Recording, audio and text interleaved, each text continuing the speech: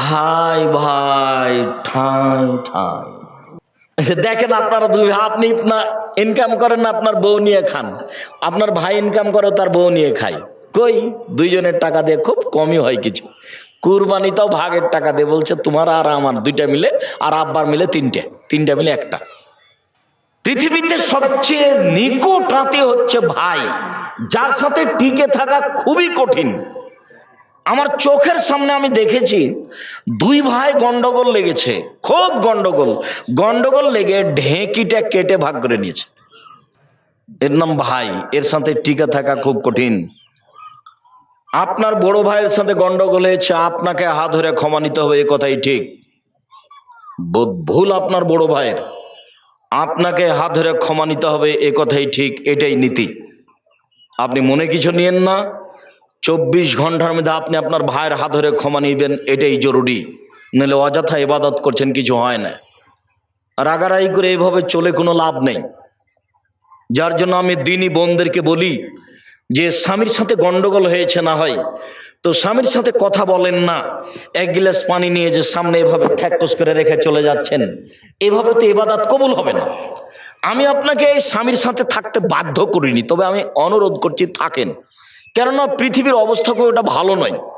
এই স্বামীকে ছেড়ে দিয়ে আর একজন ধরলে সেটা যে ভালো হবে এটার নিশ্চয়তা কি আছে? বুঝলাম আপনাকে গালি দেয়, আপনার স্বামী মুখ খারাপ, গালি দেয়, এ কথাই ঠিক। আপনার স্বামীর আচরণ খারাপ, মারে, এ কথাই ঠিক। এরপরেও আমি অনুরোধ করছি, আমি আপনার দিনী ভাই, আপনার দিনী ভাই হিসাবে আমি বলছি আপনার স্বামীকে মেনে চলেন, জান্নাত হবেই। মহিলাদের জন্য জান্নাত সহজ, যদিচ আল্লাহর নবী জাহান্নাম দেখছেন আর বলছেন যে আমি বেশিরভাগ মানুষ জাহান্নামে দেখছি নারী। জাহান্নাম বলতে নারী আর নারী, জাহান্নাম বলতে নারী আর নারী। এর পরে আল্লাহর নবী বলছেন নারীদের জান্নাতে যাওয়া সহজ, 4টা কাজ করলে নারীরা জান্নাতে চলে যাবে। পৃথিবীতে এমন কোনো 4টা কাজ নেই যে কাজ পুরুষ করলে জান্নাতে চলে যাবে, এরকম কোনো কাজ 4টা পৃথিবীতে নেই। মহিলারা যদি 4টা কাজ করে তাহলে জান্নাতে চলে যাবে। 1, 5 ওয়াক্ত সালাত। এই মেয়ে, কথা বলছো কেন? তোমাকে কখন থেকে চুপ থাকতে বলছি? আপনি একজন মহিলা মানুষ, কথা বলেন কেন? মুখ বন্ধ করেন, মুখ বন্ধ করেন। আপনি কথা বলছেন কেন? কেউ যদি আপনার গায়ে আঘাত করে তবে আপনি কথা বলবেন না, একবার মুখ বন্ধ করে থাকেন। মহিলারা 4টা কাজ করলে জান্নাতে চলে যাবে। 1, 5 ওয়াক্ত সালাত নামাজ। 2, রমজান মাসে রোজা। 3, স্বামীকে মেনে চলা, এই দেখেন।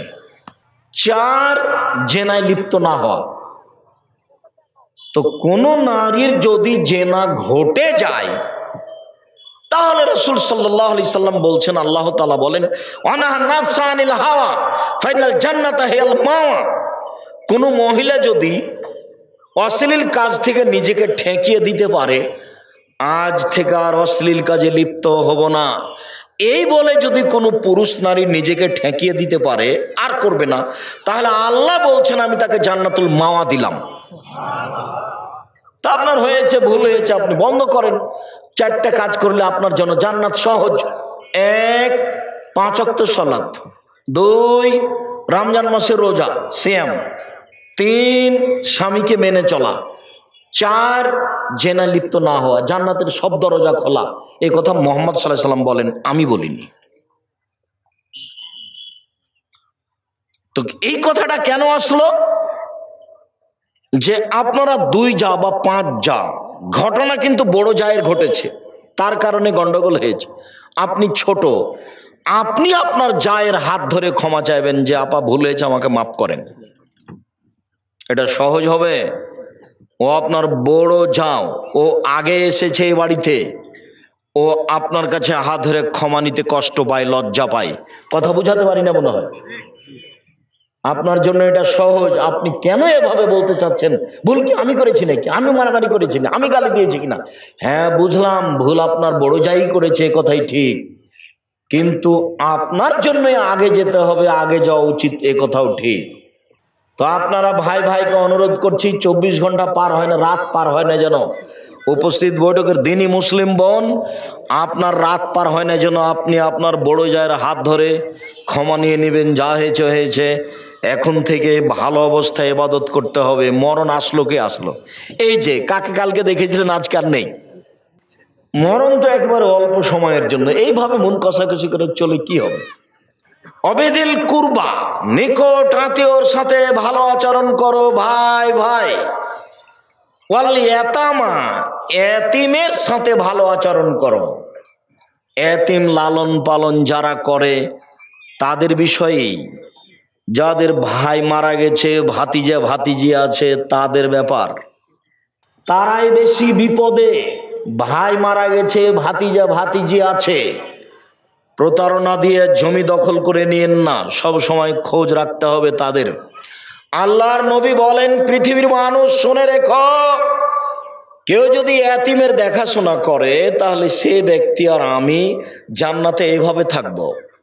তর্জনী এবং মধ্যমা আঙ্গুলকে তিনি জমা করলেন, অফাররাকা বাইনাহুমা, দুইটার মধ্যে একটু ফাঁকা করলেন। দেখো দেখো দেখো, এতিমের যে লালন পালন করে সে ব্যক্তির আমি জান্নাতে এইভাবে থাকবো। তর্জনী মধ্যমায় দুটি আঙ্গুল দিয়ে ইশারা করলেন, মধ্যে একটু ফাঁকা রাখলেন। এখানে আর একটা কথা আছে, আল্লাহ নবী বলছেন, কেউ যদি দুইটা বেটির লালন পালন করে, মেয়ের শিক্ষা দীক্ষা দেয়, বিবাহ শাদী দিয়ে দেয় বাপ হয়ে, তাহলে আমি মুহাম্মদ সাল্লাল্লাহু আলাইহি ওয়াসাল্লাম আর ওই বাপ জান্নাতে একসাথে থাকবো। তখন আঙ্গুল দুটি দেখালেন, তখন জমা করে দিয়েছে। মেয়ের লালন পালনের দাম বেশি। 10টা ছেলেকে মাস্টার ডিগ্রি পাস করালে জান্নাত হবে, এ কথা মুহাম্মদ সাল্লাল্লাহু আলাইহি ওয়াসাল্লাম বলেননি। পড়াতে হবে, আপনি বাধ্য, তাই পড়াচ্ছেন। জন্ম দিয়েছেন, পড়াবেন, আপনি বাধ্য, এর বিনিময়ে জান্নাত হবে, এই কথা মুহাম্মদ সাল্লাল্লাহু আলাইহি ওয়াসাল্লাম বলেননি। বড় ওকে লাঠি দিয়ে পিটাতে হবে, এই কথা মুহাম্মদ সাল্লাল্লাহু আলাইহি ওয়াসাল্লাম বলেন। কিন্তু দুইটা মেয়ে লালন পালন করেন, তখন বিনিময় জান্নাত। তখন আঙ্গুল দুটি আল্লাহ রাসূল কিভাবে দেখালেন বলেন তো? মনে থাকবে না মনে হয়, তখন জমা হয়েছিল। আর যখন দেখাচ্ছিলেন এতিম, তখন একটু ফাঁকা করেছিলেন। অল ইয়াতামা, এতিমের লালন পালন। আনাস রাদিয়াল্লাহু তাআলা আনহু বলেন, যা রাজুলুন নবী সাল্লাল্লাহু আলাইহি শাক্কা কালবাহু কাসওয়াতা কালবিহি, আল্লাহর নবীর নিকট একটা লোক এসে বলল, আল্লাহর নবী, আমার অন্তরটা খুব শক্ত, মানুষ টাকা পয়সা চাইলে দিতে পারি না, কৃপণতা চেপে ধরে, ভেতরে কোনো মায়া মহব্বত বোঝা যায় না। এইখানে আর একটা বাক্য বলে রাখছি, যেটা আরো 2-1 দিন বলেছি, মনে আছে? এই ছেলে শোনো, তোমাকে বলছি, আজ থেকে বাড়িতে বের হলে তুমি তোমার মাকে বলে দিও, আম্মা কিছু খুচরা টাকা আমার পকেটে দিবেন, 5-10 টাকা 20 টাকা। ফকির ভিক্ষা চাইলে আমি যেন বের করে দিতে পারি। ফকির ভিক্ষা চাই, তখন আমার পকেটে 500 টাকা নোট থাকে, আমি তখন বলি, আমাকে মাফ করো, আমি ফকিরের কাছে কত ক্ষমা চাইবো মা, আপনি আমাকে কিছু খুচরা টাকা দিয়েন। তার আপনাকে বলছি, স্ত্রীকে বলে দিয়েন তার স্বভাব পরিবর্তন করতে হবে। স্ত্রীর স্বভাব হতে হবে আপনার মায়ের মতো। আপনার মা 16 জন মানুষের ভাত রান্না করতে কোনোদিন ভারী মনে করেনি। আপনারা ছিলেন 10 ভাই বোন, বাড়িতে ছিল 2 জন কিষান কামলা, 12 জন। তারপরে আপনার বাপ মা 14 জন। আপনার বাপের অভ্যাস ছিল মসজিদ থেকে ফকির ধরে আনা, 2 জন ফকির ধরে নিয়ে এসছে রাতে। 16 জন মানুষের ভাত রান্না করতেন আপনার মা, ঢেঁকিতে ধান ভেঙে কোনোদিন ভারী হয়নি। আপনার স্ত্রী যেখানে ভাত রান্না করে সেখানে শোকে সবকিছু আছে, ফ্রিজে। রাত 10টা 11টার সময় আমাকে নিয়ে গেছেন, গিয়ে বলছেন, খালেদা উঠো, মেহমান আছে। তখন আপনার স্ত্রী নাক সিটকে নিতে বলছে, হ্যাঁ বাজার থেকে মেহমানকে খাওয়িয়ে নিয়ে আসনি, এখন বিরক্ত করো। এই কণ্ঠ যদি আপনার মা শুনতে পায়, 80 বছর বয়স, ঘরে শুয়ে আছে ওইদিকে, তাড়াহুড়ো করে আপনার মা উঠে আসবেন, এসে বলবেন, থাক বেটা, বউ মাকে উঠেছ না বেটা, আমি ঠিক করে দিছি। এই কথা আপনার মা বলতে পারে, আপনার বউ নাক সিটকানি দেয়। আমি বউকে তালাক দিতে বলিনি, তবে বউ স্বভাব পরিবর্তনের জন্য অনুরোধ জানিয়েছি। চেষ্টা করেন, কোন সময় 150 চাউল রান্না করবেন, আপনার মা 3 কেজি চাউল রান্না করে দেন, 3 সের। আপনারা খেতেন, মেহমান খেত, ফকির ফকিরনি খেত, রাতে গরুতে খেত, আপনি 150 চাল রান্না করেছেন। আমি মেহমান গেছি দুপুরের সময়, তখন আপনার স্ত্রী বলছে যা রান্না করেছি তা তো মেহমানকে দিলে শেষ হয়ে যায়, শেষ হয়ে যায়, কি করবে, চানাচুর বিস্কুট দিয়ে বিদে করে দাও, বিদে করে দাও। এই স্ত্রীর নীতি স্বভাব পরিবর্তন করতে হবে। আপনার স্ত্রীর কারণেই আপনার বাপের স্বভাব আপনি গ্রহণ করতে পারেননি। আপনার বাপ যখন এশার সালাত আদায় করে মসজিদ থেকে বের হতেন, তখন মসজিদ থেকে বের হওয়ার সময় ডান দিকে লক্ষ্য করতেন, মুরব্বী বাড়ি কোথায়? বাড়ি ফরিদপুর ভাঙা। খেয়েছেন কি? জি না। চলেন আমার সাথে। আজকে আপনি নিয়ে যান, আপনার স্ত্রী যদি নাক সিটকানি ধমক দেয় তো কালকে নিয়ে যেতে পারবেন না, তখন আর খোঁজই নেবেন না যে ওইকে। যার জন্য মায়ের স্বভাবে আপনার স্ত্রীকে ফিরে যেতে হবে, আপনাকে ফিরে যেতে হবে বাপের স্বভাবে। মানুষকে খাদ্য দেওয়া শিখতে হবে। আপনি কেন এই কথা বললেন? আপনার স্ত্রী কেন ভারী মনে করে? হ্যাঁ, তোমার ভাগ্নি আছে, তোমার ভাগনা আছে, তোমার বোন আছে, তোমার বাপের আত্মীয় স্বজন আছে, তোমার বাপের বন্ধু আছে, এতগুলো ঝামেলা পাকাতে পারবো না। এই কথা আপনার স্ত্রী কেন বলে আজকে বলে দিয়েন, শোনো, তুমি আমার স্ত্রী, তোমাকে আমি অন্তর থেকে ভালোবাসি। আমি একাই আমার রুজি খাচ্ছিলাম, আমার হাত দিয়ে আল্লাহ আমাকে শুধু রুজি দিচ্ছিল। তুমি এসেছ, আমার হাত দিয়ে আল্লাহ রুজি দেয় দুইজনকে, তোমাকে আর আমাকে। আমাদের ছেলে মেয়ে হলো 2 জন, এখন আল্লাহ রুজি দেন আমার হাতে 4 জনকে। আমার ভাগ্নি আছে, আমার হাত দিয়ে রুজি দিবেন 5 জনকে। আমার ভাগনা আছে, রুজি দিবেন 6 জনকে। আমার বোন আছে, রুজি দিবেন 7 জনকে। আমার ভগ্নিপতি আছে, রুজি দিবেন 8 জনকে। আমার বাপের একজন বন্ধু এসেছেন, রুজি দিবেন 9 জনকে। সব রুজি আল্লাহ আমার হাত দিয়ে দিবেন। বলো তুমি রুজি আল্লাহ বাড়ালেন না কমালেন? তুমি কেন সংকীর্ণতায় যাবা? সংকীর্ণতায় তুমি যাবা কেন? তোমার মাথায় কথায় টেনশন। রুজি আল্লাহ দিবেন। তুমি আজকে বলে দিবে আম্মা চিন্তা করবেন না, আপনাকে পৃথক হতে হবে না, আপনি আমার কাছে খাবেন, আব্বা আমার কাছে খাবে, বোন আমার কাছে খাবে, ভাগনা আমার কাছে খাবে, ভাগ্নি আমার কাছে খাবে, দুলা ভাই আমার কাছে খাবে, আমার বাপের যত আত্মীয় স্বজন আছে সব আমার কাছে খাবে। চিন্তা করবেন না, আল্লাহ ব্যবস্থা করে দিবেন। আপনি 3 মাস পদক্ষেপ নেন, বরকত বেশি হয়েছে। বরকত ভিন্ন জিনিস, রুজি ভিন্ন জিনিস। কতবার বললাম, রুজি ভিন্ন জিনিস, বরকত ভিন্ন জিনিস। প্রত্যেকটা জিনিসে বরকত আছে। এই টেবিলটা তো বরকত আছে, টেবিল একটা জিনিস, এতে বরকত আছে। কি আব্দুল রাজাক সাহেব, বরকত বুঝতে পারলেন না? আপনার দাদার হাতের একটা টেবিল বানানো আছে, 50-60 বছর থেকে আছেই। আপনার বাপ বা আপনি একটা কাল টেবিল বানিয়েছেন, টেবিলটা বানিয়ে এখানে রেখেছেন, বই শুধুমাত্র মিস্ত্রিটা বের হয়েছে, আর উপরে একটা বস্তা ছিল, টেবিলের উপরে পড়ে টেবিলটা ভেঙে গেল। বুঝাতে পারলাম না? তার নাম বরকত। ওটা তা আছে, এতে বরকত নেই।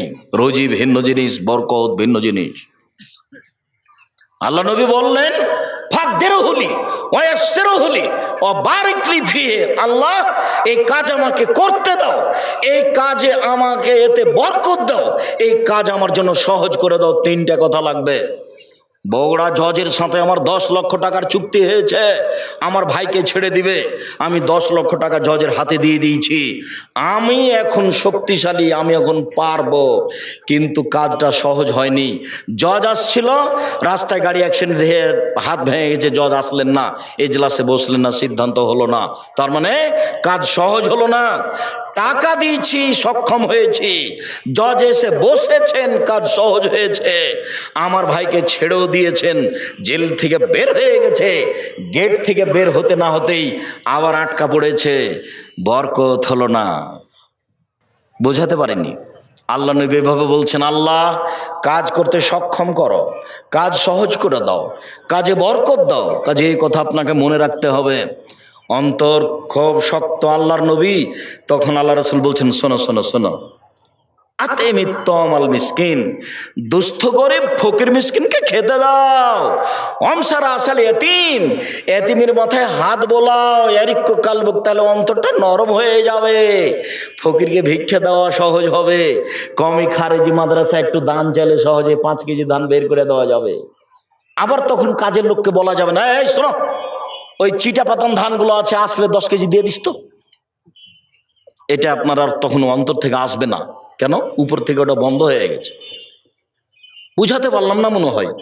অন্তর নরম হবে দুই কাজ করলে। কি? এক, আমি বলিনি, মোহাম্মদ সাল্লাল্লাহু আলাইহি ওয়াসাল্লাম বলেছে। এক, ফকির মিসকিনকে খেতে দাও। দুই, এতিমের মাথায় হাত বলা। যেটা আমার মা চাচি, আপনার মা চাচি বলতেন এতিমের মাথায় হাত দাও, এটা আল্লাহ রাসূলের কথা, এমনি স্বাভাবিক কথা নয়। আলিয়াতামা ওয়াল মাসাকিন, ফকির মিসকিনকে খেতে দাও, ওর সাথে সদাচরণ করো। ফকির মিসকিনকে খেতে দিলে একসাথে তিনটা নেকি হবে, তিনটাই জটিল। এক, কাল মুজাহিদ, যুদ্ধ করলে যে নেকি হয় ফকির মিসকিনকে খেতে দিলে সে নেকি হবে। দুই, অল কায়েম, রাতে তাহাজ্জুদ পড়লে যে নেকি হয় ফকির মিসকিনকে খেতে দিলে সে নেকি হবে। তিন, অসায়েম, নিয়মিত নফল রোজা থাকলে যে নেকি হয় ফকির মিসকিনকে খেতে দিলে সে নেকি হবে। প্রত্যেকটার বিনিময়ে ভিন্ন ভিন্ন জান্নাত। মুজাহিদ জান্নাতে চলে গেছে, রাতে তাহাজ্জুদ পড়ে জান্নাতে চলে গেছে, মানুষ যখন ঘুমিয়ে, দামি জান্নাত। তিন, নফল সিয়াম, নফল রোজা, দামি জিনিস। ইবাদতের জগতে সবচেয়ে দামি ইবাদত হলো সিয়াম, রোজা। তাহলে তিনটারই ভিন্ন ভিন্ন মর্যাদা, জান্নাত। এবার একসাথে তিনটার নেকি পাবো কি করলে? ফকির মিসকিনকে খেতে দিলে। ভুলেও কোনোদিন রাগ করবেন না, মেজাজ তো আপনার খুব কড়া। দরজায় ফকির বসে আছে, মোটর সাইকেল নিয়ে ঢুকছিলেন, জায়গা একটু কম, শরত শরত, ভিড় জমায় এখানে দুপুরের টাইম, খাওয়ার টাইমে ঝামেলা পাকাচ্ছে। এই কথা যদি আপনার মা শুনে নাই তাহলে বলবে থাকবে না, থাকবে, তোর বিরক্ত হোক কেন, ওকে একটু খেতে দিলি চলে যাবে। আপনি বলছেন এইভাবে আর আপনার মা বলছে এভাবে। কি পড়াশোনা শিখলেন? কোনটা হলো এটা? খালি চিল্লা চিল্লি করলে হবে অমুকের চরিত্র ফুলের মতো পবিত্র, এভাবে হবে? ভুলেও কোনোদিন ফকির মিসকিনের উপরে রাগ করবেন না, যতবার চাচ্ছে চাক। আর মুরব্বী আপনাকে বলছে, স্ত্রীকে বলে দিন খুচরা টাকা নিয়ে বের হতে হবে বাড়ি থেকে, 50টা, 100টা, 200টা, যত ফকির মিসকিন আসবে 10টা করে দিবেন, 5টা টাকা করে দিবেন। প্রস্তুতি নিয়ে বাড়ি থেকে বের হবেন। কেন আপনি বলেন মাফ করো? কেন বলবেন মাফ করো? কি অসুবিধা এত মাফ করো বলবেন কেন? সে যেই হোক, যে ভিক্ষা চাচ্ছে, অবৈধশালী হোক, ও ঘোড়ায় চড়ে আসুক না কেন, চাইলে দিবেন। যখন নিজে থেকে কাউকে দিতে যাবেন, খেতে দিবেন, তখন দেখতে হবে পরহেজগার কিনা। বুঝাতে পারলাম না কথা? যে খেতে চেয়েছে ও পরহেজগার কিনা এটা দেখার সুযোগ নাই, কিন্তু আপনি নিজে থেকে যাকে খেতে দিবেন দাওয়াত দিয়ে, তাকে কেমন হতে হবে? আল্লাহ রাসূল বলছেন, লা তোমার তো আমাকে তাকিয়া, পরহেজগার ছাড়া তোমার খাদ্য যেন না খায় কেউ, ফাসেক যেন তোমার খাদ্য না খায়। আর ও ভিক্ষুক, ও হিন্দু হোক, মুসলমান হোক, বৌদ্ধ হোক, খ্রিস্টান হোক, চামার হোক, ডোম হোক, মুচি হোক, মেথর হোক, মদ খায়, ও আপনার কাছে খেতে চেয়েছে, আপনি সহযোগিতা করেন। ভিক্ষে চেয়েছে, সহযোগিতা করেন। নিজে থেকে যখন আপনি খাওয়ার দিবেন তখন আপনি পরহেজগার খুঁজবেন, নইলে রাসূলকে অমান্য করা হবে। সম্মানিত দিনী ভাই বোন, অল ইয়াতামা ওয়াল মাসাকিন ওয়াল জারিজিল কুরবা, নিকট প্রতিবেশীর সাথে সদাচরণ করো। ওয়াল জারিল জুনুব, দূর প্রতিবেশীর সাথে সদাচরণ করো। প্রতিবেশী সংক্ষিপ্ত, এই কথাই ছিল লম্বা, এরপরও কারণবশত সংক্ষিপ্ত করতে হচ্ছে। রাসূল সাল্লাল্লাহু আলাইহি সাল্লাম বলেন, আল্লাহে লা ইয়াদখুলু, আল্লাহর কসমও জান্নাতে যাবে না। আল্লাহে লা ইয়াদখুলু, আল্লাহর কসমও জান্নাতে যাবে না। আল্লাহে লা ইয়াদখুলু, আল্লাহর কসমও জান্নাতে যাবে না। কিলা মান ইয়া রাসূলুল্লাহ, কে জান্নাতে যাবে না সেটা তো বলবেন। যাবে না কে? আপনি যে বলছেন আল্লাহর কসম যাবে না, আল্লাহর কসম যাবে না, আল্লাহর কসম যাবে না, কে যাবে না? তখন আল্লাহ রাসূল বলছেন, মানলা ইয়ামান জারহু বাওয়াইকাহু, যে তার প্রতিবেশীকে কষ্ট দেয় সে জান্নাতে যাবে না। বুখারী মুসলিম। বুঝাতে পারিনি? প্রতিবেশীর কাছে টিকা থাকাই খুব কঠিন। আমার খারাপটা বলাই তার কাজ। আমি ঢাকায় আছি, আপনি ঢাকায় আছেন, তা আপনি বলছেন আম্মা এক কাজ করেন তো আম্মা, ওই যে আমাদের পাড়ার পাশে যে চাচি ছিল না, ওই চাচিকে 500 টাকা দিয়েন তো আম্মা। তখন আপনার মা বলছেন, করেছিস কি, সব সময় তোর বদনাম করে, ওকে টাকা দিবি? যে আম্মা ওকে দিতে হবে। চাঁপাইনবাবগঞ্জের ভাষাতে বলে, শত্রুকে বড় পিঠে বসতে দিতে হয়। এই ভাষা বুঝেন কি না যাকে, ভাষা বোঝানোর দরকার নাই। প্রতিবেশীকে খারাপ লাগছে এ কথাই ঠিক, এরপরেও তাকে সহযোগিতা করতে হবে, খেতে দিতে হবে, এ কথাই ঠিক, তার নাম প্রতিবেশী।